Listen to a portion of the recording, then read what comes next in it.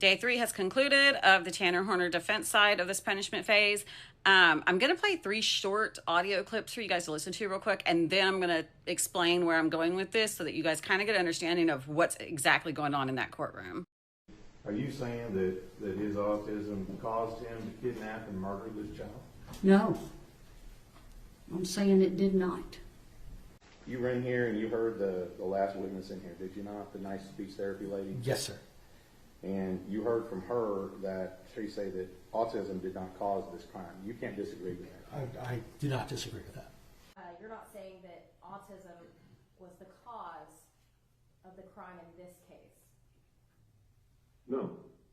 We've seen several family members testify and several doctors and some teachers and things like that that had interactions with Tanner Horner when he was in school. And you can go back and watch and see the differences in the testimony when it comes to what the family is saying. It's, oh, he had such a bad childhood. Now, when we go over to the doctors, it's autism, autism, autism.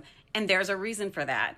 And I'm going to explain to you exactly what the defense is trying to do. Now, the defense had to call the family members because these doctors cannot testify to him having any type of issues when he was a child. The family has to get in there and say that he was having these issues in order for them to even bring this up in front of the jury. They can't just take Tanner's word on it that I had behavioral issues when I was a kid.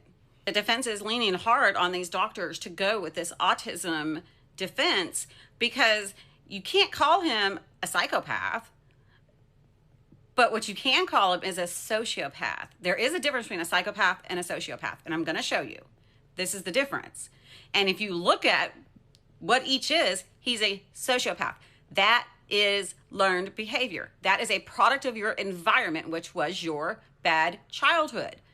It's not a mental defect. You weren't born with it. You didn't have any mental defects or any mental disabilities. So they're leaning hard on this autism to try to get away from anyone saying the word sociopath. I would not be surprised if the state does bring in a rebuttal witness when the defense rests to pretty much outline the fact that he is a sociopath. Now, Susan Anderson has been notorious for filing motions to try to keep the word psychopath and sociopath from being said in front of a jury. So we'll see what happens. I do not know if she filed one in this case. A lot of the filings in this case have been sealed. So we'll see what happens, but I think they will call a rebuttal witness in to say, pretty much outline it. If you look at every bit of his, behavioral aspects throughout this, he's a sociopath. That's what it is.